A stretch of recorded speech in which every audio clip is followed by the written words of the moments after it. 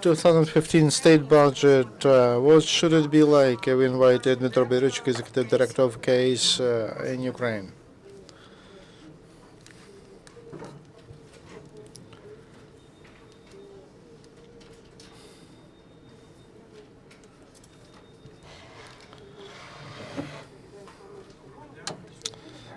Good morning. Everybody knows why there is such interest to budget, because we speak about one of the key moments. At this time, the way the budget looks like, or what changes will take place, and what will be the deficit of the budget, and in general, what will be the subsidies of different inefficiencies. It will tell us whether we will cooperate with IMF or will we have default or not. Roughly saying, what is planned for the next week, it will tell us how we live the next year. There is some understanding of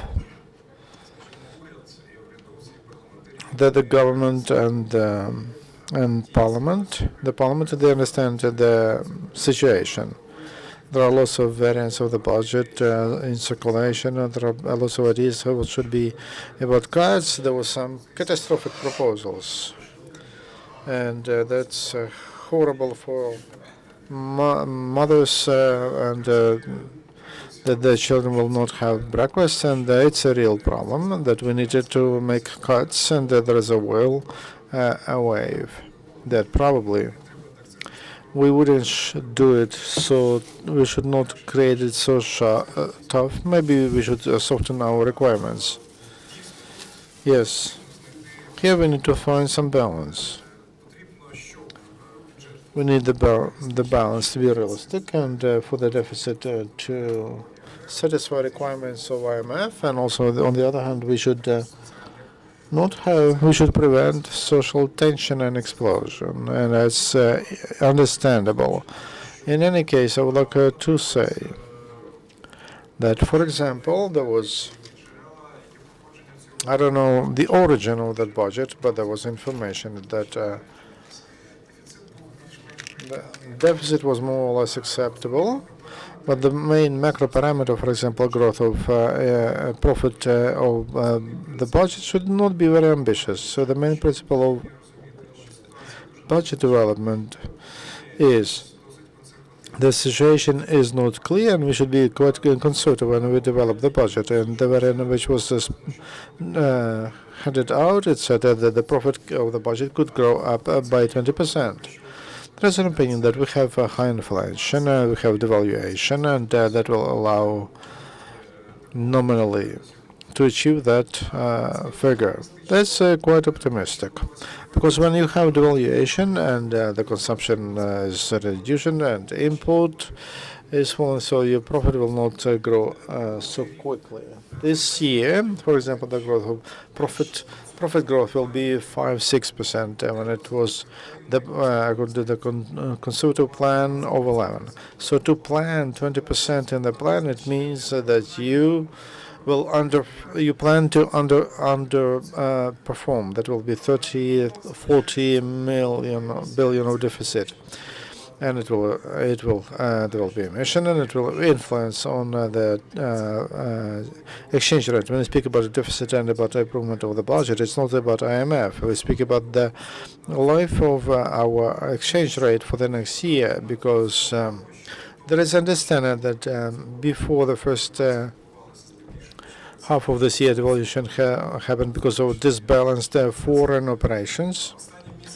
During the last months, the main devaluation happened because there was a big emission of hryvnia. And if we are planning to continue to print out hryvnia, under condition there is a panic and distrust of the national bank, and total distrust to the national currency, then we anticipate that the value of our currency will reduce. As to expenditures, where can we cut? If we speak about social expenditures, yes, it's very difficult. It's a difficult issue. The tension in the society is quite serious. If we say let's reduce our salaries, let's cut some benefits or something else, the social protest will be ready. As soon as people feel that on their pockets, as a result, we'll have Maidan number 3 or whatever. So in my opinion, we should refuse something which we can live without. So we are close to the state can turn into the state when it's not a state anymore. And this expenditures to eastern regions, for example. Coal industry. In the draft budget we saw there were big cuts for coal industry. That's a plus. I'm not an expert on coal. We should check that number. Maybe we could reduce more. And 5 billion is left there. It's half of what they had in the budget for the last year, and maybe there is some room for movement. And anyway, it's positive. Next point, law enforcement bodies. In the draft budget which we saw, expenditures for law enforcement bodies increased, despite the conversations that will reform. Then 250,000 policemen, that's too much, too many, we need less. Plus, we decided to reform the prosecutors, so expenditures grow. It's an additional inefficient, these expenditures are not efficient. It will add some additional tension in the society when the government has to say something. And when they shall look police and prosecutors, they live well and they paid much more. That will create some negative attitude to the government and to those people who are associated with the government. So the position should be very tough. I understand that people who are in the government, they feel nervous. Everybody would like to have a serious protection from people in case something happens. But that can generate additional risks. And it is in fact that expenditures for defense, the Prime Minister was active on that position. He's playing with that. He says, we have the war, we need to grow expenditures for the war. I don't know even what to do. And we need to find balance here. The reality is, in the draft law, in the draft budget, the expenditures for defense don't grow. So it's like we have the war and problems, and for interior ministry expenditures increase, but not for the defense. So some say we will receive military assistance, we will associate with NATO, and will involve foreign partners, that we have the war and we cannot reduce expenditures. This is not an excuse anymore. The issue about social issue, we cannot reduce it, we can freeze it, but we'll have to freeze it. A negative in the draft subject was the subsidy to the pension fund grows by 16 billion hryvnia. It's unacceptable. I understand that devaluation, inflation, income is reducing in real money, but we cannot press with additional payments to pensioners. We cannot afford that. I don't know how. There were conversations about summer pensions, some other instruments. In a way, to enlarge, if we enlarge expenditures for pensions, we will have a promise, and the IMF will have serious comments to that. So we take money, we in fact borrow money, first of all, to cover our inefficiency, energy inefficiency, to cover our corruption and social issues. So the basic position of IMF is that we'll give you money only if you set some order with your finances.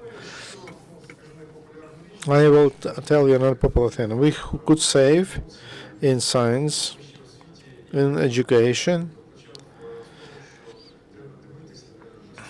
We have to look at those things we can survive without. If a part of our schools or a part of our education will not be financed, nothing happens special. Nothing happens special.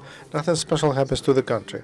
There are a lot of discussions about quality of our education, and to support it just because we don't need it. It's not. It makes no sense. And alternative is further inflation and bankruptcy. The same with science research. For research, they are planning a 14 billion revenue.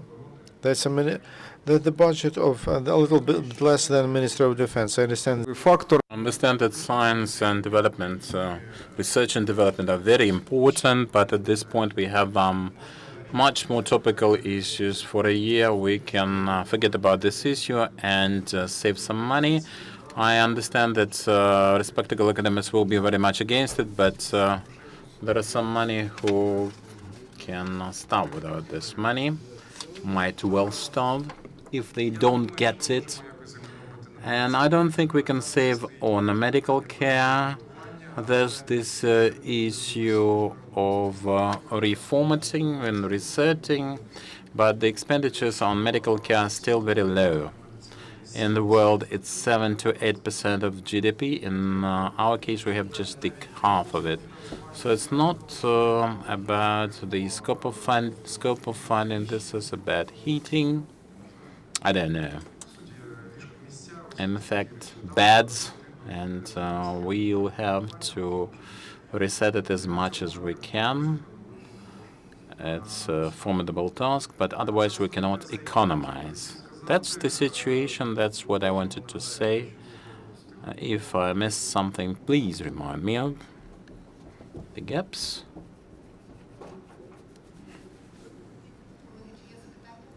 Are there any questions? You were right saying that there are several budgetary projects of that kind, and there's no status assigned to anything officially in any official way. May I comment on this? So what is the draft budget you are talking about, and just how efficient this might be? Well, indeed, it's not good that there are several drafts in circulation. This is a media game. Some scary things, the Yatsenyuk government cutting everything off. I can't say which draft I examined, so that was introduced to me as a parliamentary committee draft, distributed for the discussions. And as to the tax base, I am very much against this development. We remember August when they had some fiscal changes, and without any discussion. At that point, I would think that that was one of the key points. We needed some IMF funds badly then, but it didn't work. It didn't click. But we can see the negative response from the market and some rumors circulating, Chevron leaving the market, presumably because of the fiscal arrangements. It's not about our revenue, it's about our expenditures. We have liabilities over 50% of GDP. In this situation, I would like to say that it's not just making too little, it's spending too much. So we have to look on the expenditures and do something about it. Unpopular arrangements, some things I mentioned already. We can find in the budget many interesting things, and the state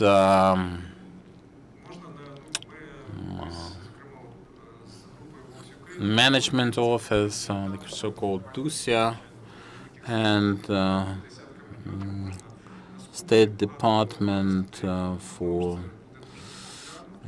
asset management. It is going to be very unpopular.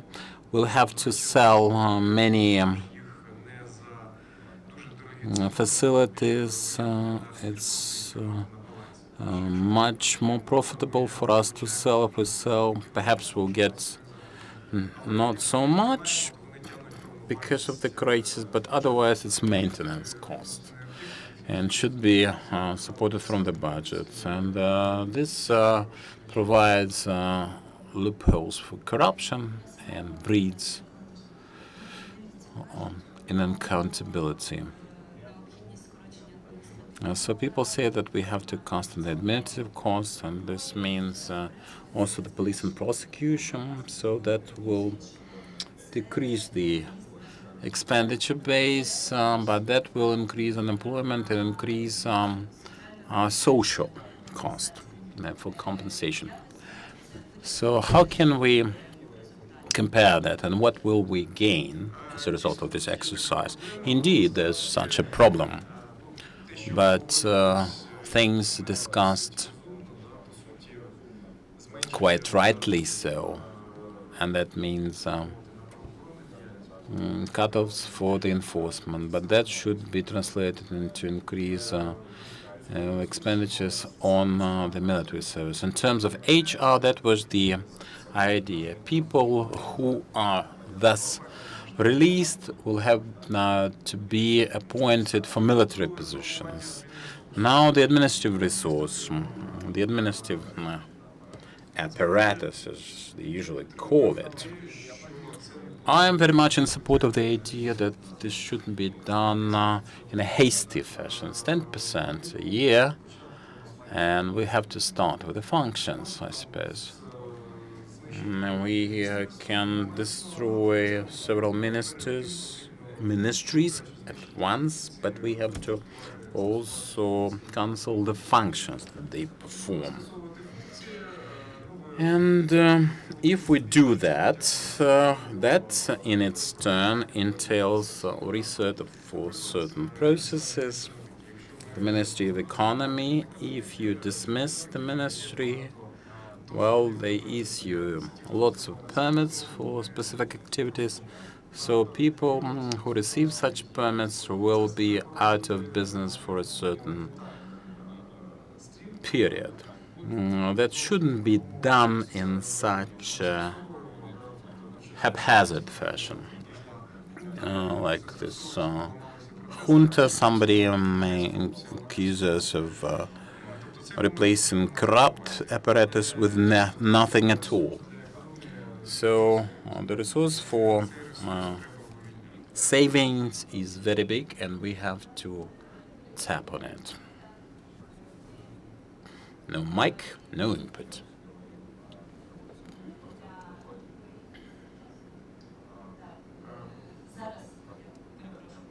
I have to repeat my question with the mic. The level of unemployment is 9% now. And what will be the critical level for on the state of play? More than 9%, we've never had that, more than 9%. Statistically, so in real terms, it's much higher because people have some precarious jobs, and this is another form of unemployment. But according to the International World Labor Organization, World Organization of Labor,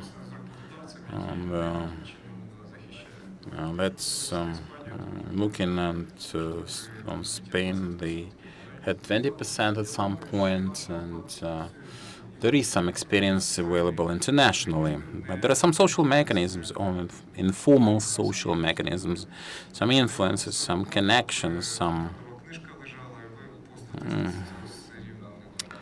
cases of knowing the right people, so it won't be that critical, I think.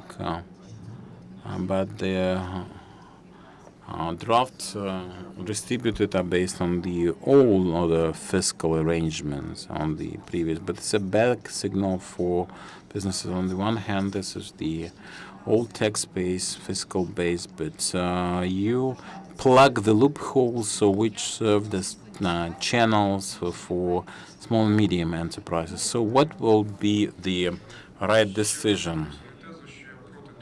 I am against reformity of the fiscal base at this point, because this is anxiety. People want to know well what will crop up and what will disappear, and we cannot extract from this economy more than it contains. For the micro level, it seems like I take such and such taxes, I have more revenues, but the macro level, 1 month you have the taxes, and next time people try to save and you under receive on another occasion. And we had such changes in August. They started levying taxes, and they had a drop in extraction rates and production rates. We don't want to produce anything because you take everything away or change the rules of the game. Of course, there's a lot of manipulation there, because people of business want to show that they're important. But basically, this is the way. If you have GDP 1.7 trillion next year, more than 40% of GDP you cannot pocket for the budget. And if you reform the fiscal base, part of your economy goes to the shadow, and that's it. There are many ways, and people say they will plug all the channels, but for 23 years we've had such experiments and professional managers doing that. The economy is a living organism. If you start putting pressure on it, there will be something